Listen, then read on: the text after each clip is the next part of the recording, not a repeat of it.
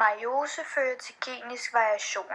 Meiosen kaldes også for kønscelledeling, da den ender ud i kønsceller, som indeholder 23 kromosomer. Meiosen består alle kromosomer af 2 ens kromatider, som sidder sammen inde i centromeret.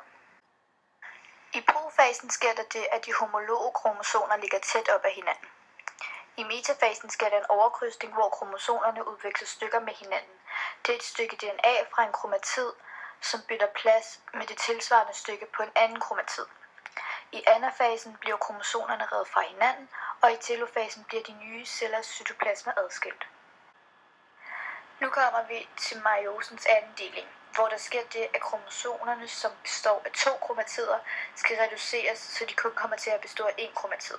Det sker i profase 2 og i metafase 2. I anafase 2 spalter kromosomerne sig i centromeret. Herefter bliver kromosomernes kromatider trukket til hver sin pol, og cellen deles nu, så vi får 4 forskellige kønsceller.